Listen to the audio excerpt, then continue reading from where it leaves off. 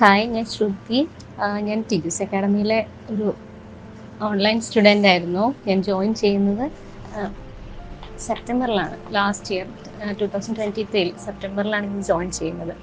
Join ചെയ്യാൻ കാരണം തന്നെ നമ്മുടെ ടിജു സാറിൻ്റെ ഗ്രാമർ സെഷൻസ് നമ്മൾ യൂട്യൂബിൽ കണ്ടിട്ട് അതിനകത്തുനിന്ന് ഒരു പ്രചോദനം എനിക്ക് ഭയങ്കരമായിട്ട് ഇഷ്ടപ്പെട്ടു. ആ ഗ്രാമർ ക്ലാസ്സസ് നമുക്ക് ശരിക്കും നന്നായിട്ട് മനസ്സിലാവുന്ന രീതിയിൽ സാർ പറയുന്നത്, ആ ഒരു ഗ്രാമർ ക്ലാസ്സസ് എല്ലാം കേട്ടിട്ട് എങ്ങനെയാണെങ്കിലും ടിജൂസിൽ തന്നെ ജോയിൻ ചെയ്യണം എന്നുള്ളൊരു ഇൻസ്പിറേഷൻ അങ്ങനെ തോന്നിയിട്ടാണ് ഞാൻ ടിജൂസിൽ ജോയിൻ ചെയ്യുന്നത്. OETക്ക് വേണ്ടിയിട്ട് ഇതെൻ്റെ ഫസ്റ്റ് അറ്റംപ്റ്റ് ആയിരുന്നു. ഇപ്പം ഞാൻ എല്ലാത്തിലും എല്ലാ മൊഡ്യൂളും ക്ലിയറായി. അതിലെനിക്ക് ഒത്തിരി സന്തോഷമുണ്ട്. അതിന് ദൈവത്തിനോട് നന്ദി പറയുന്നു. അതുപോലെ തന്നെ ടിജൂസിൻ്റെ ടീംസിനോടും, ടിജു സാറ്, അതുപോലെ തന്നെ ബാക്കിയുള്ള എല്ലാ ടീം മെമ്പേഴ്സും അവരതുപോലെ ഹെൽപ്പ് ചെയ്തിട്ടുണ്ട് എന്നെ. ഞാൻ ജോയിൻ ചെയ്തത് ഒരു 40 hours പാക്കേജ് ആയിരുന്നു. അതിനകത്തെ അവർ പറഞ്ഞ പോലെ തന്നെയാണ് ഞാൻ മൊഡ്യൂൾസ് എല്ലാം പ്രാക്ടീസ് ചെയ്ത് വന്നിരുന്നത്. ആദ്യം സാർ പറഞ്ഞായിരുന്നു എല്ലാവർക്കും ഒരുപോലെ തന്നെ മൊഡ്യൂൾസ് എല്ലാം ഒറ്റയടിക്ക് നമുക്ക് പറ്റത്തില്ല. അപ്പോൾ അതുകൊണ്ട് തന്നെ റീഡിങ് നമ്മൾ ആദ്യം ചെയ്തു, പിന്നെ അത് കഴിഞ്ഞിട്ട് ലിസ്ണിങ് ചെയ്തു, അങ്ങനെ ചെയ്ത് വന്നിട്ടാണ് പിന്നെ ഇൻഡിവിജ്വൽ സെഷൻ സ്റ്റാർട്ട് ചെയ്യുന്നത്. അതുപോലെ നമ്മുടെ ഇൻഡിവിജ്വൽ ട്യൂട്ടറായിട്ടുള്ള എൻ്റെ മാഡമായിരുന്നു, ബിന്ദു മാം ആയിരുന്നു. മാമിൻ്റെ ഒരു ഒന്നും പറയാനില്ല. മാം ഉള്ളതുകൊണ്ട് മാത്രമാണ് എനിക്ക് ഒരു റൈറ്റിങ്ങിന് എനിക്ക് 400 സ്കോർ കിട്ടി. എനിക്കറിയത്തില്ല, അത് മാമിൻ്റെ ഒരു എഫേർട്ടാണ്. കാരണം ഞാൻ അത്രയും ലെറ്റേഴ്സ് മാമിനെ കൊണ്ട് കറക്റ്റ് ചെയ്യിപ്പിച്ചു. എനിക്ക് മാമിന് അതിന് ഒരു ബുദ്ധിമുട്ടും ഉണ്ടായിരുന്നില്ല. അതുപോലെ കറക്റ്റ് ചെയ്ത് തന്നിരുന്നു. എത്ര കറക്ഷൻസ് വേണമെങ്കിലും, ഏതൊക്കെ മൈന്യൂട്ട് മിസ്റ്റേക്ക് പോലും മാം ഒരു ലെറ്ററിനകത്തുനിന്ന് കണ്ടുപിടിച്ച് അത് നമുക്ക് പറഞ്ഞു തരും. അപ്പം ഞാൻ ഓർക്കും എനിക്കും ഇതുപോലെ ഇത്രയും പാരഫ്രൈസ് ചെയ്ത് എഴുതാൻ പറ്റുന്ന ഒരു എബിലിറ്റി ഉണ്ടായിരുന്നു. അത് മാമിൻ്റെ കൂടെ കുറച്ച് നാൾ കോഴ്സ് ചെയ്ത് വന്നപ്പോഴത്തേക്കും എനിക്കും അങ്ങനത്തെ ഒരു ചെറിയൊരു രീതിയിൽ പാരഫ്രൈസിങ് ഒക്കെ കിട്ടി തുടങ്ങി. അതൊക്കെ എനിക്ക് റൈറ്റിങ്ങിൽ ഒത്തിരി ഹെൽപ്പ് ചെയ്തിട്ടുണ്ട്. അതുപോലെ തന്നെ സ്പീക്കിംഗ് സെഷനിലാണെങ്കിലും മാം എത്ര റോൾ പ്ലേ കാർഡ് ഞങ്ങൾ ചെയ്തിട്ടുണ്ടെന്ന് അറിയില്ല. അവസാനം മാം പറഞ്ഞു, റോൾ പ്ലേ കാർഡെല്ലാം തീർന്നു തുടങ്ങുന്നുണ്ട്, നമുക്ക് ഇനിയും റിപ്പീറ്റ് ചെയ്യണം ഓരോന്ന്. അതുപോലെ നല്ല രീതിയിലായിരുന്നു സ്പീക്കിങ്ങിൻ്റെ ഇൻഡിവിജ്വൽ സെഷൻ എന്ന് പറഞ്ഞാൽ. അപ്പോൾ മാമിൻ്റെ സപ്പോർട്ട് എന്ന് പറഞ്ഞാൽ അതുപോലെ ഭയങ്കരമായിരുന്നു. അത് എനിക്ക് സ്കോർ ചെയ്യാനായിട്ട് ഒത്തിരി ഹെൽപ്പ് ചെയ്തിട്ടുണ്ട്. അതുപോലെ തന്നെ ദീപ്തി മാമിൻ്റെ റൈറ്റിംഗ് ക്ലാസ്സസ്, അത് കണ്ടിട്ട് എനിക്ക് അതിൻ്റെ ആ റൈറ്റിങ്ങിൻ്റെ മാമിൻ്റെ ഒരു വെറൈറ്റി ഒരു തീം അങ്ങനെയൊക്കെ ഉണ്ടല്ലോ, അതൊക്കെ എനിക്ക് ഒത്തിരി ഇഷ്ടപ്പെട്ടായിരുന്നു. അതൊക്കെ അതുപോലെ ഒന്ന് ചെയ്യാൻ പറ്റണം എന്നൊക്കെ എനിക്കും ഒരു ആഗ്രഹം ഉണ്ടായിരുന്നു. പക്ഷെ അത്രയൊന്നും ആയില്ല. എങ്കിലും ഞാൻ ഒരുമാതിരിയൊക്കെ ഒരു വെറൈറ്റി ആയിട്ടൊക്കെ എഴുതണം എന്നൊക്കെ ആഗ്രഹം എനിക്കുണ്ടായിരുന്നു.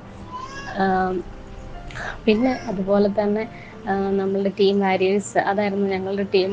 അവരുടെ ഒരു എഫേർട്ട് എന്ന് പറഞ്ഞാൽ, ഇപ്പം നമ്മളാണ് ലേസി ആയിട്ടിരിക്കണമെങ്കിൽ പോലും അവരുടെ കണ്ടിന്യൂസ് ഫ്രീക്വൻ്റ് ആയിട്ടുള്ള കോളും അതുപോലെയുള്ള സംഭവങ്ങളും എല്ലാം നമുക്ക് ഒത്തിരി ഇൻസ്പിറേഷനായിരുന്നു. കാരണം നമ്മളൊന്ന് ഡൗൺ ആയി പോയി കഴിഞ്ഞാലും അവർ ചോദിക്കും, റീഡിങ് ചെയ്യുന്നുണ്ടോ, ഡെയിലി ലിസ്ണിങ് പ്രാക്ടീസ് ചെയ്യുന്നുണ്ടോ, സ്കോർ എങ്ങനെയുണ്ട് എന്നൊക്കെയുള്ളൊരു ചോദ്യം ചോദിക്കുമ്പോൾ നമുക്കും ഒരിതുണ്ടാവും. കാരണം അത് ചെയ്യണമല്ലോ, അവർ നാളെ സ്കോർ ചോദിക്കുമല്ലോ എന്നൊരു ഇതിൽ നമ്മൾ അറിയാണ്ടങ്ങ് ചെയ്തു പോകും. അപ്പോൾ അവരുടെ കാര്യം ഒന്നും പറയാതിരിക്കാൻ പറ്റത്തില്ല. കാരണം അതുപോലെ അവർ എഫേർട്ട് ഇടുന്നുണ്ട്. പിന്നെ പറയേണ്ടത് നമ്മുടെ മോക്ക് ടെസ്റ്റിനെ പറ്റിയിട്ടാണ്. അതില്ലായിരുന്നെങ്കിൽ എനിക്ക് എക്സാം അറ്റൻഡ് ചെയ്യാൻ പോലും പറ്റില്ലായിരുന്നു. കാരണം ആദ്യത്തെ മോക്ക് ടെസ്റ്റിന് ഞാൻ അതുപോലെ ടെൻഷനായിരുന്നു. എനിക്ക് റീഡിംഗ് ഒക്കെ ഞാൻ എങ്ങനെ ചെയ്തതെന്ന് പോലും എനിക്കറിയത്തില്ല. പക്ഷേ 3ാമത്തെ മോക്ക് ടെസ്റ്റ് ആയപ്പോഴത്തേക്കും ഞാൻ ഓക്കെ ആയി, ടെൻഷനൊക്കെ കുറഞ്ഞു എൻ്റെ. അപ്പോൾ അതുപോലെ തന്നെ ആ ഒരു കോൺഫിഡൻസിലാണ് ഞാൻ എക്സാം ഹാളിലോട്ട് പോയത്. അവിടെയും ആ ഒരു അറ്റ്മോസ്ഫിയറും അതുപോലെയൊക്കെ സപ്പോർട്ടീവായിരുന്നു. കാരണം നമുക്ക് മോക്ക് ടെസ്റ്റിൻ്റെ ഒരു ഇതുള്ളതുകൊണ്ട് ഇങ്ങനെയൊക്കെയാണ് എക്സാം, ഇങ്ങനെയൊക്കെ ആയിരിക്കും അവർ ചോദിക്കുന്നതെന്നൊക്കെ ഉള്ളൊരു കോൺഫിഡൻസ് ഉണ്ടായിരുന്നു. അതുപോലെ തന്നെയുള്ള ലൈവ് സെഷൻസ്, എക്സാമിന് മുന്നേയൊക്കെ വരുന്ന ഐശ്വര്യ മാമിൻ്റെയും ബിന്ദു മാമിൻ്റെയും വേറെയുള്ള എല്ലാവരുടെയും ലൈവ് സെഷൻസൊക്കെ ഇത്രയും എഫക്റ്റീവാന്ന് പറയാനായിട്ട് എനിക്കറിയില്ല. വേറെ ഏതെങ്കിലും അക്കാഡമീസ് ഇങ്ങനെ ചെയ്യുന്നുണ്ടോ നടത്തില്ല. അതുപോലെ ഐശ്വര്യ മാമിൻ്റെ ലൈവ് സെഷൻസ് എന്നൊക്കെ പറഞ്ഞാൽ ഞാൻ ഒത്തിരി ലൈവ് സെഷൻസ് കണ്ടിട്ടുണ്ട്, മാമിൻ്റെ അറ്റൻഡ് ചെയ്തിട്ടുണ്ട്. അതൊക്കെ എനിക്ക് ഒത്തിരി റീഡിങ്ങിലാണെങ്കിലും സ്പീക്കിങ്ങിലൊക്കെ ആണെങ്കിലും ഒത്തിരി ഹെൽപ്പ് ചെയ്തിട്ടുണ്ട്.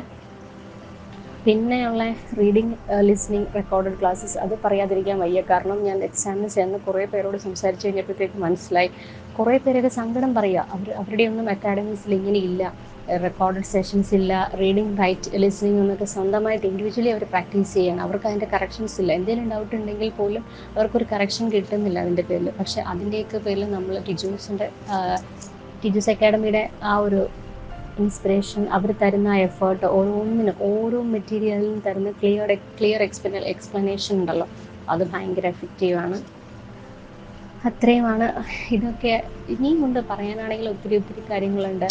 അതുപോലെ സാറിൻ്റെ ആ ഓൺലൈനായിട്ടുള്ള ക്ലാസ്സസ്, നമ്മുടെ OET ഗ്രാമർ ആണെങ്കിലും അല്ലാതെ ബേസിക് ഗ്രാമർ സെഷനൊക്കെ ആണെങ്കിലും അതൊക്കെ ഒത്തിരി നമ്മൾ ടൈം എടുത്ത് തന്നെ കേട്ട് പഠിച്ച് വന്നപ്പോഴത്തേക്കും സാർ പറയുന്ന ആ ഒരു പ്രോസസ്സ് ഇൻജെക്റ്റ് ചെയ്ത് തന്നെയാണ് സാർ പഠിപ്പിക്കുന്നത്. അത് നമ്മളിൽ എപ്പോഴും ഉണ്ടാവും. അതൊരിക്കലും ഈ OET കഴിഞ്ഞാലും എവിടെയൊക്കെ പോയാലും അത് പോകത്തില്ല. അതുപോലെ ഹെൽപ്ഫുള്ളാണ്. അതുകൊണ്ട് താങ്ക് യു ടിജൂസ് അക്കാഡമി. എല്ലാവരോടും ഞാൻ ഒത്തിരി താങ്ക്സ് പറയാണ്.